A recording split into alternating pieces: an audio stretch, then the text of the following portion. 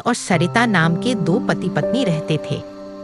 Mohan park में काम करता था, लेकिन उसकी पत्नी सरिता बहुत लालची स्वभाव की थी और वह हर बात में अधिक पाने की इच्छा रखती थी। कितनी बार बोला है मैंने, इस पार्क को बेचकर कोई अच्छा सा काम धंधा शुरू कर लो, लेकिन तुम तो मेरी बात सुनते ही नहीं। देखो सरिता, मैं अपने बाग में अपनी जरूरत के हिसाब से कमा लेता हूँ।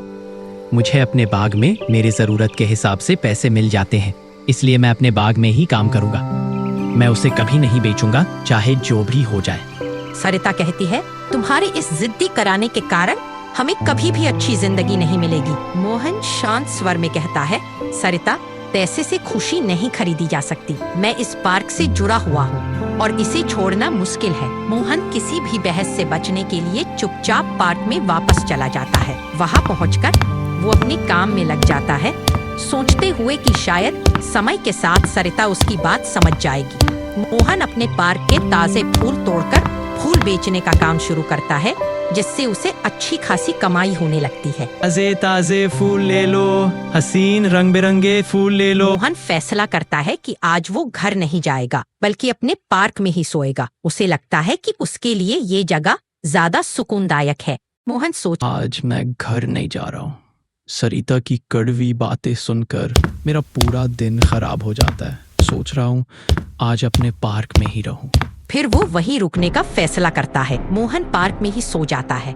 रात गहरी होती है। रात होते ही वहाँ भूत और चुड़ैलें आने लगती हैं और मोहन को अजीब अजीब आवाजें सुनाई देने लगती है। अजीब अजीब आवाजें सुनाई देने लगती है और उन आवाजों को सुनकर मोहन की आंख खुल जाती है। चारों तरफ अंधेरा और एक डरावना सन्नाटा छा जाता है। मोहन देखता है, उसके पास भूत और चुड़ैलें खड़ी हैं, उसे डराने के लिए।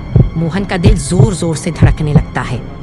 मोहन भागने की कोशिश करता है, लेकिन भूत उसके सामने आ जाता है। उसकी डरावनी आवाज सुनकर मोहन का कलेजा कांप उठता है। कहाँ भागने की कोशिश कर रहे हो? तुम इस पार्क से बाहर नहीं जा सकते। तुम भी हमारे जैसे भूत बन जाओगे। ये सुनकर मोहन के रोंगटे खड़े हो जाते हैं और वो भूत मोहन को पकड़कर गायब कर देता है और मोहन भी एक भूत बन जाता है। रात का सन्नाटा और गहरा हो जाता है। फिर भूत और चुड़ैल वहाँ नाचने लगते हैं, क्योंकि उनके साथ एक और भूत शामिल हो गया है। सुबह होते ही गांव के लोगों को पता चलता है कि मोहन अपने पार्क से गायब हो गया है। लोग खोज में निकलते हैं, लेकिन उसका कोई सुराग नहीं मिलता। जब उसकी पत्नी को यह बात पता चलती है तो वह बहुत रोती है और मोहन को ढूंढने की कोशिश करती है, लेकिन उसका कोई पता नहीं चलता। अरे मोहन, तुम मुझे छोड़कर क्यों चले गए? मैंने तो तुम्हें नहीं बोला था पार्क में जाकर सोने के लिए। पता नहीं तुम कहाँ चले गए हो। मैं कहाँ ढूंढूं तुम्हें?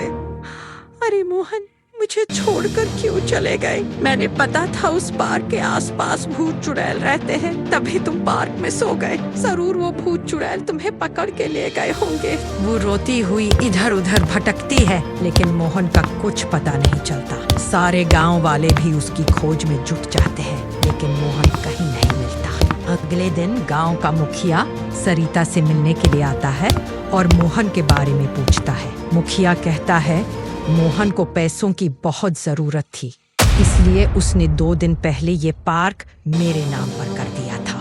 ये सुनकर सरिता और जोर से रोने लगती है, मानो उसके दुख का कोई। मेरा मोहन ऐसा नहीं कर सकता मुखिया जी, तुम तो झूठ बोल रहे हो। उसके पास पैसे कमाने का सिर्फ एक ही रास्ता था, ये छोटा सा पार्क।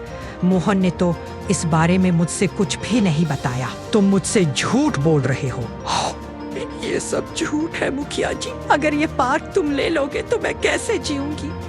अब मोहन भी नहीं है मेरे पास। लेकिन मुखिया उसे डांट कर वहाँ से चला जाता है और सरिता अकेली और बेबस महसूस करती है। अगले दिन मुखिया अपने आदमी को भेजता है और वहाँ की साफ सफाई करवाता है, ताकि पार्क में कोई डरावनी बातें न रहे। उसका आदमी वहाँ के फूल तोड़कर बेचने लगता है और जो कमाई होती है उसे मुखिया ले लेता है। फिर जैसे ही रात होती है, जब वो पार्क बंद करके घर जाने लगता है, मोहन उसके सामने आ जाता है। बहुत डर जाता है और जोर जोर से चिल्लाने लगता है। बचाओ बचाओ, कोई मुझे बचाओ, यहाँ भूत है, बचाओ मुझे। इसके बाद मोहन उस आदमी को अपने साथ भूत बना लेता है और दोनों मिलकर उस पार्क में रहने लगते हैं और किसी को इस बात का पता भी नहीं चलता। अगले दिन मुखिया फिर पार्क में आता है, ये सोचकर कि वो रात की घटना बस एक बुरा सपना था। उसके बाद वो रात होने तक उस पार्क में बैठा रहता है और जो भी पैसे मिलते हैं वो मुखिया ले लेता है। तब मुखिया भी जाने की तैयारी करता है और सोचता है कि अब सब कुछ ठीक हो गया है। मुखिया मन ही मन सोचता है, अच्छा हुआ मोहन इस पार्क में ही गायब हो गया, अब ये पार्क भी मेरा और मोहन की सारी कमाई भी। यह सोचकर मुखिया अपने मन ही मन में खूब हंसता है, जैसे उसने बहुत चालाकी से सब कुछ हासिल कर लिया हो। जब रात होती है, मुखिया पार्क बंद करके घर जाने लगता है, तभी मोहन फिर से उसके सामने आ जाता है। हंसते हुए मोहन बोलता है, क्यों मुखिया जी, बहुत चालाकी से तुमने हमारा पार्क ले लिया और हमारी सरिता को इधर उधर भटकने के लिए छोड़ दिया, लेकिन तुम्हें नहीं पता था मुखिया जी, मैं अपना बदला तुमसे जरूर लूंगा। मोहन की बात सुनकर मुखिया के होश उड़ जाते हैं और वो कांपने लगते। मुखिया के होश उड़ जाते हैं और वो चिल्लाने लगता है, अरे बचाओ गांव वालों, मुझे भूत ने पकड़ लिया है, बचाओ। लेकिन मोहन उसकी एक नहीं सुनता और उसे भी अपने जैसा भूत बना देता है। थोड़ी देर में गांव वाले भी वहां पर इकट्ठे हो जाते हैं मुखिया की छोड़ाई चीखें सुनकर। तब मोहन गांव वालों के सामने कहता है, ये देखो, ये है तुम्हारा लालची मुखिया, हड़प लिया, जिसने मेरे पार्क को हड़प लिया था। अब ये पार्क मेरी सरिता को देना होगा। तभी सरिता भी वहां पर आ जाती है और मोहन को भूत के रूप में देखकर गांव वालों के साथ साथ वो भी हैरान हो जाती है और रोने लगती है।